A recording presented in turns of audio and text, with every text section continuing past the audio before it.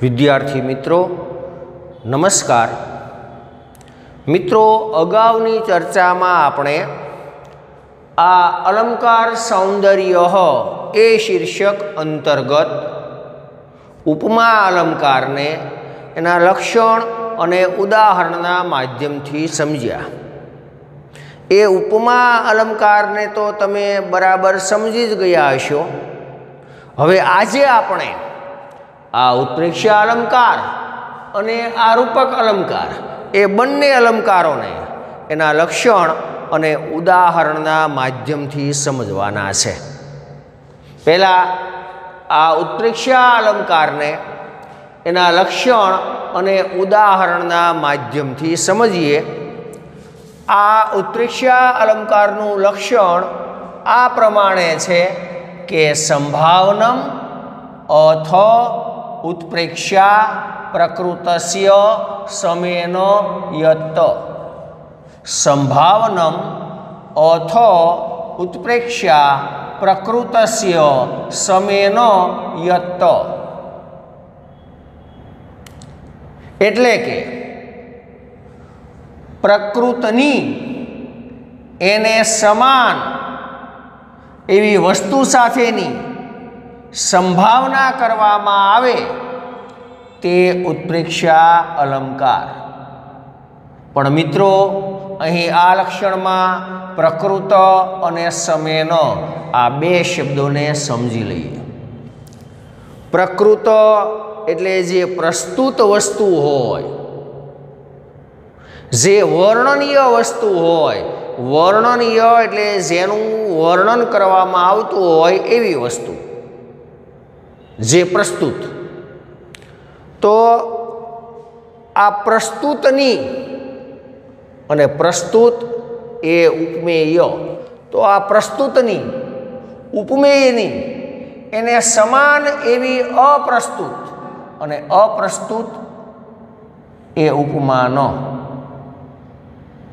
Any साथेनी संभावना ते उत्प्रेक्षा अलंकार।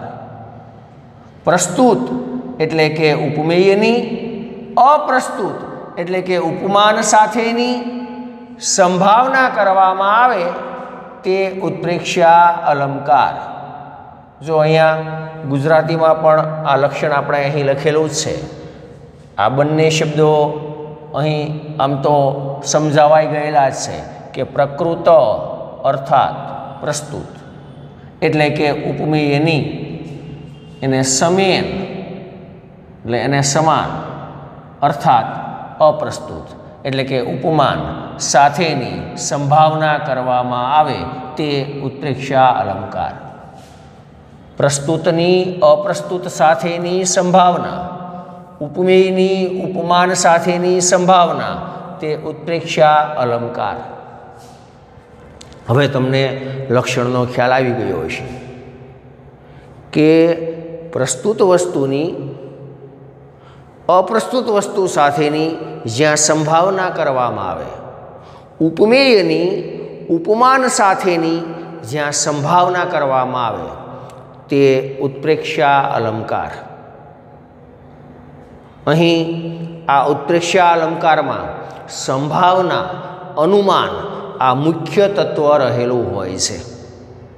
उपमा अलंकारमां सरखामणी ए मुख्य तत्व हतुं, ज्यारे आ उत्प्रेक्षा अलंकारमां संभावना ए मुख्य तत्व होय छे। हवे आपणे उदाहरण जोईए।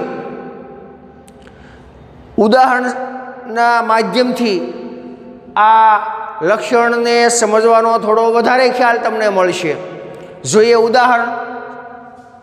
आ उत्प्रेक्षा अलंकारनुं उदाहरण आ प्रमाणे छे के दमयन्त्याः मुखम कमलम इव अस्ति। एटले के दमयन्त्याः मुखम, दमयंतीनुं मुख, इव जाणे के कमलम अस्ति कमल छे। दमयन्त्याः मुखम, दमयंतीनुं मुख, इव जाणे के कमलम अस्ति कमल छे। दमयंतीनुं मुख जाणे કમળ છે. મિત્રો, આ વાક્ય વાંચી અને અનુવાદ તૈયાર કરો કે દમયંતીનું મુખ જાણે કમળ છે, એટલે તરત ખ્યાલ આવે કે અહીં પ્રકૃત, પ્રસ્તુત એટલે કે ઉપમેય એવું મુખ એ જાણે કે કમળ એ ઉપમાન છે એવી સંભાવના કરવામાં આવી. કયા શબ્દ દ્વારા? જાણે કે, ઈવ, જાણે કે એ શબ્દ દ્વારા. આ ઉદાહરણમાં આ ઈવ એ ઉત્પ્રેક્ષાવાચક શબ્દ દ્વારા આ ઉપમેય એ ઉપમાન છે એવી સંભાવના થયેલી છે. મુખ કમળ જેવું જ છે એમ નહીં, પણ જાણે કે કમળ છે, જાણે કે એ સંભાવના વ્યક્ત કરતો શબ્દ છે. જો સમજૂતીમાં આપણે વિગત દર્શાવી છે કે આ વાક્યમાં મુખમ એ ઉપમેય છે, કમલમ એ ઉપમાન છે અને ઈવ એ ઉત્પ્રેક્ષાવાચક શબ્દ છે. આ ઉદાહરણમાં મુખમ એ ઉપમેય છે, કમલમ એ ઉપમાન છે અને ઈવ એ ઉત્પ્રેક્ષાવાચક શબ્દ છે. એટલે આ વાક્યમાં દમયંતીનું મુખ એ ઉપમેય, એ જાણે કે કમળ એટલે કે ઉપમાન છે એવી સંભાવના કરવામાં આવેલી હોવાથી અહીં ઉત્પ્રેક્ષા અલંકાર છે. એટલે આ ઉત્પ્રેક્ષા અલંકારનો થોડો ઘણો ખ્યાલ તો તમને આવી જ ગયો હશે, પણ આ ઉત્પ્રેક્ષા અલંકારને વધારે સ્પષ્ટ કરીએ. મિત્રો, આપણે આ જે ઉદાહરણ લીધું અને આ ઉદાહરણ તમારી નજર સામે આવતા તમને થોડો એવો પણ ખ્યાલ આવી ગયો હશે કે આવા જ પ્રકારનું આવું જ ઉદાહરણ અગાઉની ચર્ચામાં ઉપમા અલંકારમાં પણ જોઈ ગયા. તો એ ઉદાહરણ ઉપમા અલંકારનું આવા જ પ્રકારનું જે આપણે ઉદાહરણ સમજ્યા એ ઉદાહરણ અને આ ઉદાહરણ, આ બંને ઉદાહરણ વચ્ચે થોડો વિચારો, એટલે ઉદાહરણના માધ્યમથી જ આ બંને અલંકાર વચ્ચેનો ભેદ તમને જ સ્પષ્ટ થઈ જશે. આપણે ઉપમા અલંકારમાં આ પ્રકારનું જે ઉદાહરણ લીધું એમાં આ ઉપમેય અને ઉપમાન એ બંને વચ્ચે સરખામણી દર્શાવતો શબ્દ સુંદરમ હતો. અહીં એ સરખામણી દર્શાવતો સરખા ગુણવાળો શબ્દ, સરખા ધર્મવાળો શબ્દ છે નહીં. એટલે એક તો એ જ ભેદ દેખાઈ આવે. બીજો ભેદ તમને એ દેખાઈ આવશે અનુવાદ કરતા કે ઉપમા અલંકારમાં ઈવનો અર્થ જેવું એવો લેવાય છે, જ્યારે ઉત્પ્રેક્ષા અલંકારમાં ઈવનો અર્થ જાણે એવું લેવાય છે. જો વિગત લખ્યું જ છે મેં અહીંયા કે ઉપમા અલંકારમાં ઈવ આ અવ્યય જેવું એવા અર્થમાં લેવાય છે, જ્યારે આ ઉત્પ્રેક્ષા અલંકારમાં ઈવ આ અવ્યય જાણે એવા અર્થમાં લેવાય છે. ઉપમા અલંકારમાં ઈવનો અર્થ જેવું, દમયંતીનું મુખ કમળ જેવું સુંદર છે, જેવું એવો અર્થ લીધો હતો. અને અહીં દમયંતીનું મુખ જાણે કે કમળ છે, અહીં જાણે કે એવો અર્થ લીધો. ત્યાં ઉપમા અલંકારમાં ઈવ એ ઉપમાવાચક શબ્દ દ્વારા સરખામણી વ્યક્ત કરવામાં આવતી હતી, જ્યારે ઉત્પ્રેક્ષા અલંકારમાં ઈવ એ ઉત્પ્રેક્ષાવાચક શબ્દ દ્વારા સંભાવના વ્યક્ત કરવામાં આવે છે। મુખ જાણે કમળ છે, સંભાવના વ્યક્ત કરવામાં આવે છે। એટલે આ બે ભેદ તો સીધા દેખાય જ આવે।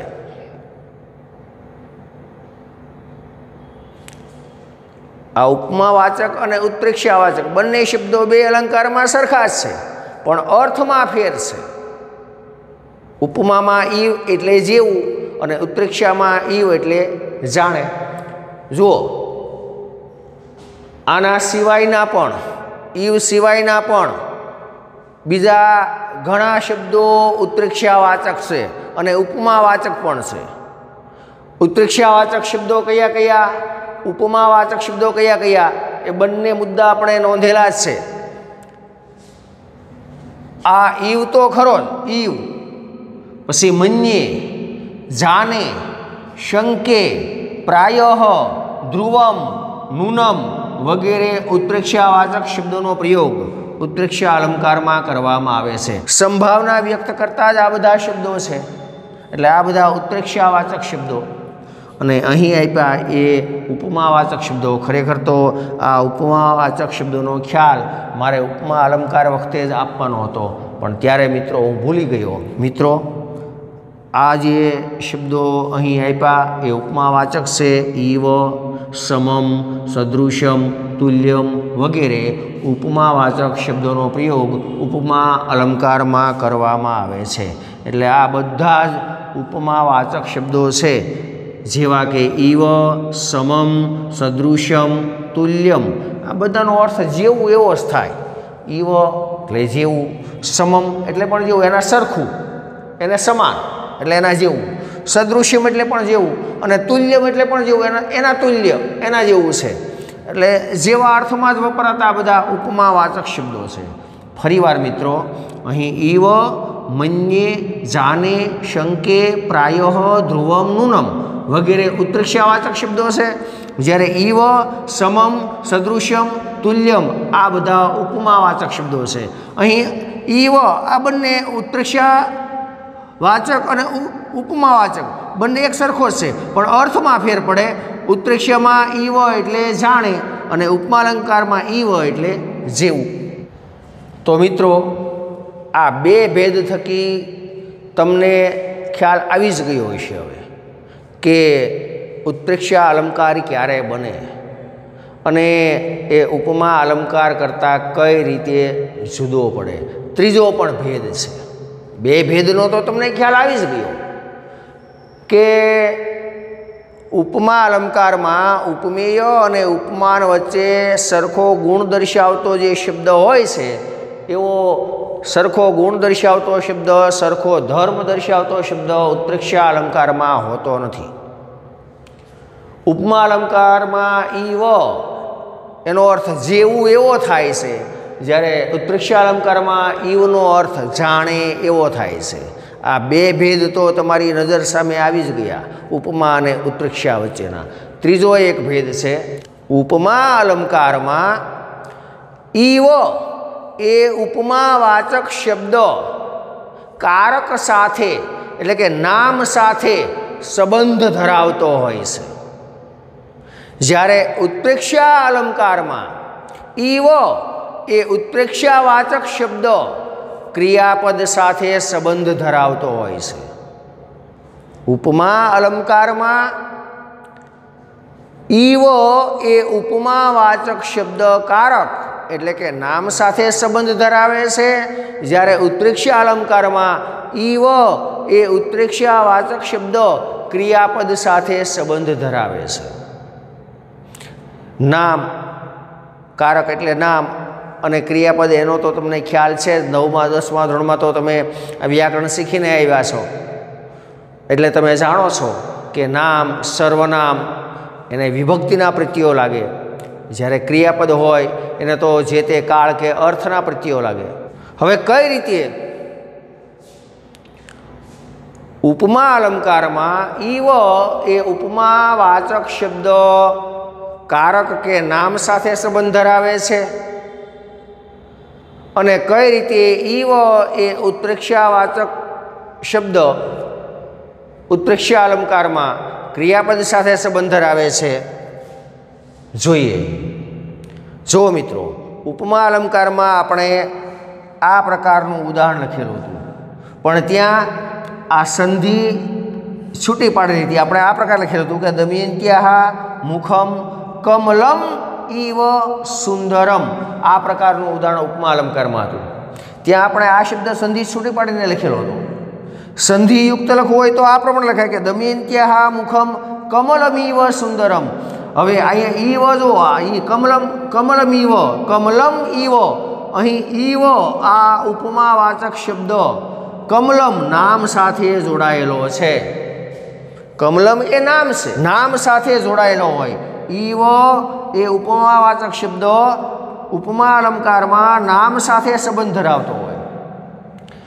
જ્યારે ઉત્પ્રેક્ષા અલંકારમાં આ ઈવ એ ઉત્પ્રેક્ષાવાચક શબ્દ ક્રિયાપદ સાથે સંબંધ ધરાવતો હોય। અસ્તિ એ ક્રિયાપદ છે, જાણો છો તમે।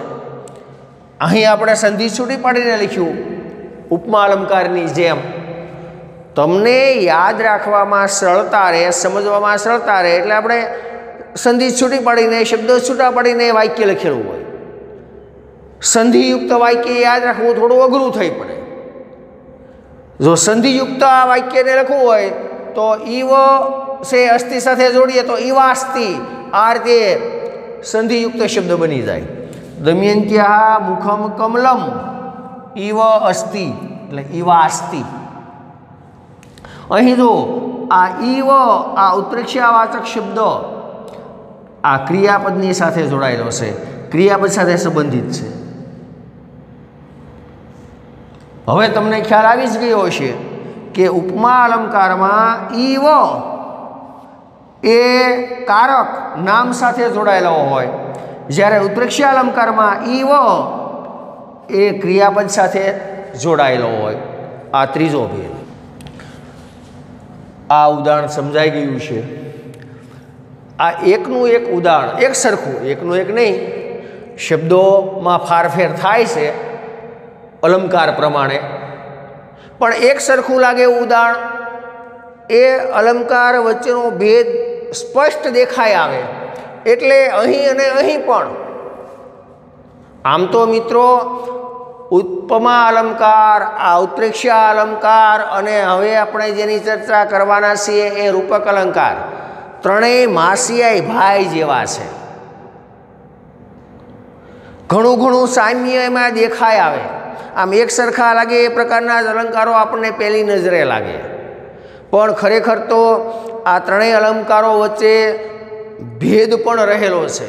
અને એ ત્રણેય અલંકારો વચ્ચેનો ભેદ સારી રીતે સ્પષ્ટ થાય એટલે આપણે અહીં પણ અને અગાઉ જોયેલા ઉપમા અલંકારમાં પણ આમ એક સરખું લાગે એવું ઉદાહરણ સમજવામાં લીધું। ઉપમા અલંકારનું ઉદાહરણ તો આપણે સમજી જ ગયા। આ ઉદાહરણનો પણ ખ્યાલ આવી જ ગયો હશે। એટલે કઈ રીતે ઉપમા કરતાં આ ઉત્પ્રેક્ષા અલંકાર અલગ પડે એ તમે સમજી જ ગયા હશો। ફરીવાર આ ઉદાહરણને દોહરાવીએ। ઉત્પ્રેક્ષા અલંકારનું આ ઉદાહરણ દમયંત્યાહ મુખમ કમલમ ઇવ અસ્તિ। દમયંતીનું મુખ જાણે કે કમળ છે। ઉપમેય એ જાણે કે ઉપમાન છે એવી સંભાવના અહીં થયેલી છે। આથી આ ઉત્પ્રેક્ષા અલંકારનું ઉદાહરણ છે। બીજું એક ઉદાહરણ જોઈએ। લિંપતિવ તમોંગાની વર્ષતિ વાંજનમ નભઃ। લિંપતિ ઇવ તમઃ અંગાની વર્ષતિ ઇવ આંજનમ નભઃ। તમઃ એટલે અંધકાર, ઇવ એટલે જાણે કે, અંગાની અંગોને, લિંપતિ લિંપે છે। જોયું અહીં ઇવ જાણે કે, આ ઉત્પ્રેક્ષાવાચક શબ્દ દ્વારા સંભાવના વ્યક્ત થઈ કે અંધકાર એ જાણે કે અંગોને લીંપે છે। અને નભઃ આકાશ, ઇવ જાણે કે, અંજનમ એટલે કાજળ, આંખમાં અંજવાનું કાજળ, મેષ, आकाश ए ईव जाणे के अंजनम काजळ वर्ष्यति वरसावे छे। बंनेमां ईव ईव अने ईव उत्प्रेक्षावाचक शब्दों संभावना व्यक्त करे छे। अहीं तमः ए उपमेय, अंगो ए उपमान अने ईव ए उत्प्रेक्षावाचक शब्द। तमः ए उपमेय, अंगो ए उपमान अने ईव ए उत्प्रेक्षावाचक शब्द। अने आ उत्प्रेक्षावाचक शब्द द्वारा संभावना व्यक्त थाय छे कि अंधकार ए जाणे के अंगोने लींपे छे। अहीं नभो आकाश ए उपमेय, अंजनम ए उपमान अने ईव ए उत्प्रेक्षावाचक शब्द। आकाश ए जाणे के काजळ वरसावे छे। तो अहीं आ उदाहरणमां पण जाणे के ए उत्प्रेक्षावाचक शब्द द्वारा संभावना व्यक्त करवामां आवी। अंधकार ए जाणे के अंगोने लींपे छे अने आकाश ए जाणे के काजळ वरसावे छे। अहीं जाणे के ए उत्प्रेक्षावाचक शब्द द्वारा संभावना व्यक्त थयेली होवाथी आ पण उत्प्रेक्षा अलंकारनुं उदाहरण छे। अने हमणां आपणे ख्याल अहीं मेळवेलो हतो। जो अहीं लिंपति क्रियापद छे, लिंपति क्रियापद छे, एनी साथे ईव उत्प्रेक्षावाचक शब्द जोड़ायेलो छे। वर्ष्यति क्रियापद छे, एनी साथे ईव उत्प्रेक्षावाचक शब्द जोड़ायेलो छे। हमणां ज आपणे आ उदाहरण अने अगाउनुं उपमालंकारनुं उदाहरण ए बंने लखेलुं हतुं अने समजी गया। एटले हवे अहींया कंई ए वात समजाववानी जरूर छे नहीं कि उपमा अलंकारमां ईव उपमावाचक शब्द कारक साथे संबंध धरावे छे अने ईव ए उत्प्रेक्षावाचक शब्द क्रियापद साथे संबंध धरावे छे। ख्याल आवी ज गयो हशे तमने मित्रों। छेल्लुं उदाहरण, स्त्रीणां विरेजुः मुखपंकजानि सक्तानि हरिमेषु इव पंकजानि। स्त्रीणां मुखपंकजानि, स्त्रीओना मुखकमळो इव जाणे। स्त्रीणां एटले स्त्रीओना, मुखपंकजानि मुखकमळो इव जाणे। हरमेशु महलना झरूखामां, सक्तानी जड़ायेला, पंकजानी कमळो होय एम विरेजुः शोभता हता। विरेजुः एटले शोभता हता। स्त्रीणाम एटले स्त्रीओना, मुखपंकजानी एटले मुखकमळो, इव जाणे के हरमेशु महलना झरूखामां, सक्तानी जड़ायेला, पंकजानी कमळो होय एम विरेजुः शोभता हता। अहीं मुख पंकजानी छे, अहीं रूपक अलंकार फलित थाय छे। रूपक अने उत्प्रेक्षा बंने अलंकार अहीं रहेला छे। आनो ख्याल तो आपणे हमणां रूपक अलंकारमां मेळवવાનો छे એટલે ચર્ચા नहीं करीए। आनो ख्याल मेळवशुं એટલે आ शब्द तमने समजाई जशे। पण मित्रों जो आ उदाहरणमां शुं वात करवामां आवी के आज स्त्रीओना जे मुखकमळो छे ए स्त्रीओना मुखकमळो ए तो जाणे के महलना झरूखामां जड़ायेला कमळो होय एम शोभता हता। अहीं आ इव उत्प्रेक्षावाचक शब्द द्वारा संभावना व्यक्त थयेली छे। अहीं मुखपंकजानी ए उपमेय छे अने पंकजानी ए उपमान छे। आ उपमेय ए जाणे के उपमान छे एवी संभावना आ उत्प्रेक्षावाचक शब्द द्वारा व्यक्त थयेली होवाथी अहीं पण उत्प्रेक्षा अलंकार बने छे। तो मित्रों हवे उत्प्रेक्षा अलंकार ने तो तमे बराबर समझी ज गया हशो। रूपक अलंकार ने जोईए। हवे आ रूपक अलंकारनुं लक्षण समझीए। रूपक अलंकारनुं लक्षण आ प्रमाणे छे के तद रूपकम अभेदो यह उपमान उपमेय योहो। तद रूपकम अभेदो यह उपमान उपमेयो। एटले के उपमेय अने उपमान वच्चे अभेद ते रूपक अलंकार। उपमेय अने उपमान आ बंने वच्चेनो अभेद बंने एक ज छे एवुं दर्शावेलुं होय। अभेद एटले कोई प्रकारनो भेद नहीं, कोई प्रकारनो तफावत नहीं। उपमेय अने उपमान बंने एक ज छे एवुं ज्यां दर्शावेलुं होय ते रूपक अलंकार। टूंकमां लक्षण आ रीते याद राखो के उपमेय अने उपमान वच्चे अभेद ते रूपक अलंकार। उदाहरणना माध्यमथी आ लक्षणने वधारे स्पष्ट करीए। रूपक अलंकारनुं उदाहरण आ प्रमाणे छे के दमयन्त्याः मुखकमलं सुंदरम। उपमा, उत्प्रेक्षा अने रूपकमां आम एक सरखा ज शब्दों आव्या होय एवुं तमने लाग्युं ज हशे, पण भेद क्यां आवे छे एनो पण तमने ख्याल आवतो ज हशे। दमयन्त्याः मुखकमलम सुंदरम।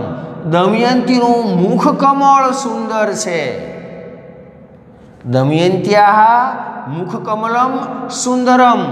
दमयंतीनुं मुखकमल सुंदर छे। अहीं आ वाक्यमां मुख मुखम ए उपमेय छे, कमलम कमलम ए उपमान छे। अहीं उपमावाचक के उत्प्रेक्षावाचक शब्दनो प्रयोग थयेलो होतो नथी। आ शब्द ए सरखामणी दर्शावा माटे पण वपरायेलो नथी। मुख कमल सुंदर छे, मुख कमल बंने वच्चे अभेद दर्शावेलो छे। मुख एज कमल, मुख कमल जेवुं सुंदर छे एम नथी कीधुं। मुख जाणे के कमल छे एम नथी कीधुं, पण मुख कमल एटले मुख एज कमल। मुखने ज कमल मानी लेवामां आव्युं के दमयंतीनुं आ मुख कमल सुंदर छे। बंने वच्चे अभेद कोई प्रकारनो भेद ज नहीं, बंने एक ज मुख एज कमल। अने एटले तो ए जोड़ायेला पण भेगा ज होय। जो मुख कमलम मुख कमल भेगा ज जोड़ायेला छे। अहीं पण मुख पंकजानी एटले मुख कमळो। त्यारे मैं बात करी कि अहींया रूपक अलंकार फलित थाय छे। आ संपूर्ण उदाहरण तो उत्प्रेक्षानुं ज उदाहरण छे आना कारणे, पण अहीं आ रूपक अलंकार पण अहीं प्रयोजायेलो छे। मुख कमळो, मुख एज कमळो। अहीं तो घणी बधी स्त्रीओना मुख कमळो एटले बहुवचनमां लीधुं मुख कमळो। अहीं तो दमयंतीनुं ज मुख एटले त्यां एकवचनमां छे मुख कमळ। अहीं मुख कमळो, मुख एज कमळो एटले अहीं पण रूपक अलंकार फलित थाय छे। हवे तो तमे समजी ज गया हशो एटले आना विषय हवे कांई चर्चा करवानी जरूर नथी। मुख कमळ भेगुं ज लखायेलुं होय, मुखम कमलम अलग अलग नहीं। आना जे वाक्यमां पण ए बंने उपमेय अने उपमान ए भेगा लई लेवाला होय अभेद दर्शाववा माटे। तो अहीं जो उपमा अलंकारमां मुखम कमलम इव सुंदरम अलग अलग था, पण इव ए उपमावाचक शब्द द्वारा सरखामणी थयेली थी। अहीं मुखम कमलम इव अस्ति अलग अलग छे, पण इव ए उत्प्रेक्षावाचक शब्द द्वारा संभावना व्यक्त थयेली थी। अहीं उपमावाचक के उत्प्रेक्षावाचक एवा कोई अव्ययो होता नथी। संभावना के सरखामणी फलित थाय एवा कोई शब्दों होता नथी। अहीं मुख एज कमळ उपमेय अने उपमान आ बंने वच्चे अभेद दर्शावेलो होय, बंने एक ज छे एवुं दर्शावेलो होय ते रूपक अलंकार।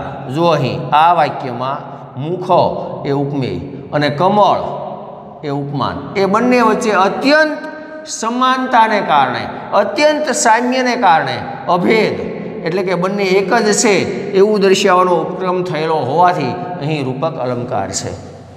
આ ઉદાહરણમાં મુખમ એ ઉપમેય અને કમલમ એ ઉપમાન એ બંને વચ્ચે અત્યંત સામ્યને કારણે બંને સાથે જ જોડાયેલા હોય એના કારણે બંને વચ્ચે અભેદ એક જ છે એવું દર્શાવેલું હોય અને એવું દર્શાવેલું અહીં પણ હોવાથી આ રૂપક અલંકારનું ઉદાહરણ છે. હવે તમે આ ત્રણેય અલંકારો વચ્ચેનો ભેદ સમજી ગયા છો. લાગે સરખા વાક્ય, આપણે તમને સમજવામાં સરળતા રહે આ ત્રણેય વચ્ચેનો ભેદ તમે સારી રીતે સમજી શકો એટલે એક સરખા લાગતા ઉદાહરણો લીધા.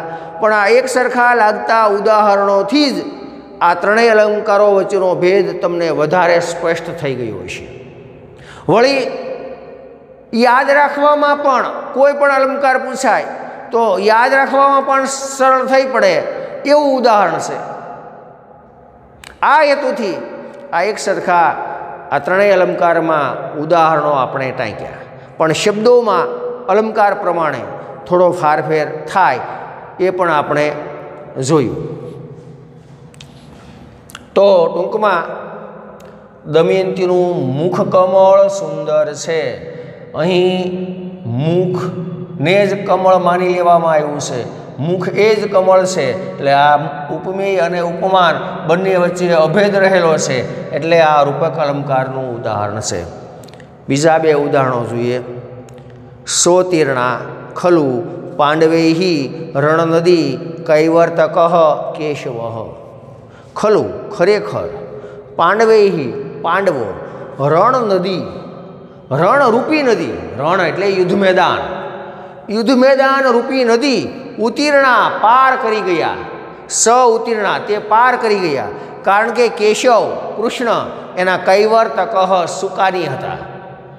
પાંડવો આ રણ નદી અહીં રૂપક અલંકાર છે. રણ નદી, રણ એટલે યુદ્ધ મેદાન. અહીં યુદ્ધ મેદાન અને એ નદી જ છે એવું દર્શાવ્યું કે યુદ્ધ મેદાન એ યુદ્ધ મેદાન નહીં પણ જાણે કે એ નદી જ છે, યુદ્ધ મેદાન રૂપી નદી. કારણ કે યુદ્ધ મેદાનમાં તો મહારથીઓ સામસામે યુદ્ધ કરતા હોય, અનેક સૈનિકો સામસામે યુદ્ધ કરતા હોય, ખૂબ સંહાર થાય અને લોહીની નદીઓ વહેતી થાય. એટલે યુદ્ધ મેદાન એ નદીમાં ફેરવાઈ જાય એ પ્રકારની વાત કરી કે પાંડવો છે એ તો આ યુદ્ધ મેદાન રૂપી નદીને પણ પાર કરી ગયા. એ યુદ્ધ મેદાનમાં એ જીતી ગયા. શા માટે? કારણ કે કૃષ્ણ એના સુકાની હતા. પણ અહીં રણ નદી, આમાં રણ એટલે યુદ્ધ મેદાન એ ઉપમેય છે, રણ એટલે યુદ્ધ મેદાન એ ઉપમેય છે અને નદી એ ઉપમાન છે. યુદ્ધ મેદાન એ જ નદી, યુદ્ધ મેદાન રૂપી નદી, એમ ઉપમેય અને ઉપમાન આ બંને વચ્ચે અહીં અભેદ દર્શાવેલો હોવાથી આ પણ રૂપક અલંકારનું ઉદાહરણ છે. જોયું, રણ નદી ભેગા જ વપરાયેલા છે, બંને વચ્ચે અભેદ છે, એક જ છે. યુદ્ધ મેદાન એ જ નદી એ પ્રકારે અહીંયા દર્શાવેલું છે એટલે આ પણ રૂપક અલંકારનું ઉદાહરણ છે.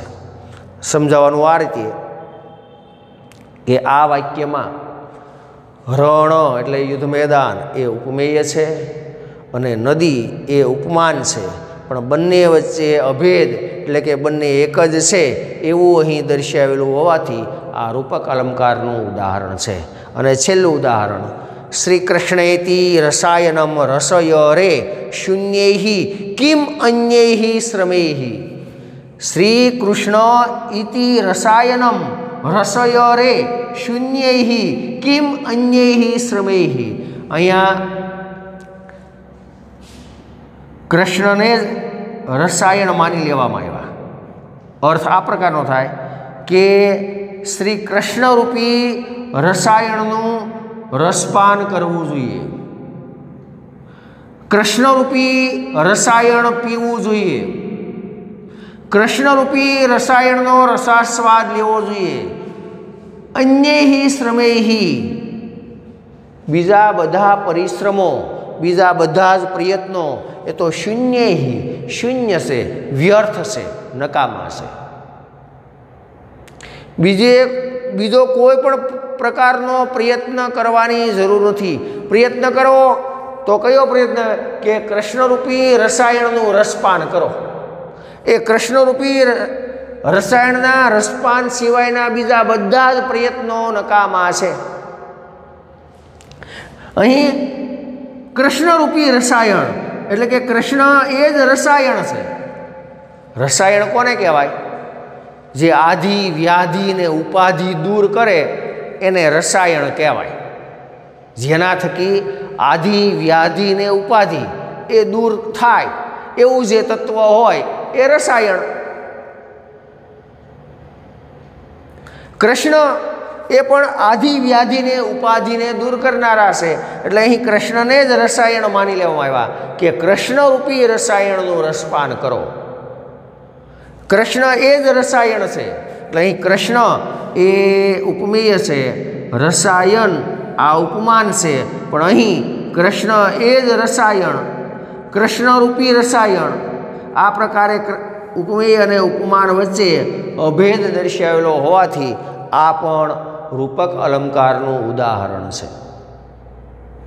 કૃષ્ણ એ ઉપમેય, રસાયનમ એ ઉપમાન, કૃષ્ણરૂપી રસાયણ, કૃષ્ણ એ જ રસાયણ.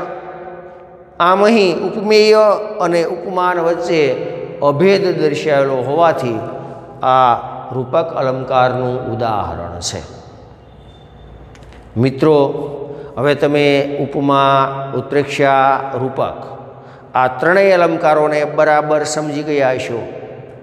ઉપમા અલંકારમાં સરખામણી મુખ્ય તત્વ, ઉત્પ્રેક્ષા અલંકારમાં સંભાવના મુખ્ય તત્વ અને રૂપક અલંકારમાં અભેદપણું. ઉપમેય અને ઉપમાન વચ્ચે કોઈ પ્રકારનો ભેદ જ નહીં, બંને એક જ છે. એ અભેદપણું મુખ્ય તત્વ.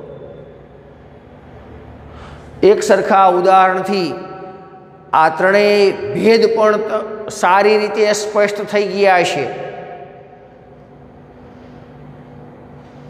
તો અહીં આપણે આ ઉત્પ્રેક્ષા અને રૂપક અલંકારની સમજૂતી સાથે આજની ચર્ચા પૂરી કરીએ. હવે પછીની ચર્ચામાં આપણા અભ્યાસક્રમનો છેલ્લો અલંકાર અતિશયોક્તિ અલંકાર વિશે જાણીશું. અસ્તુ.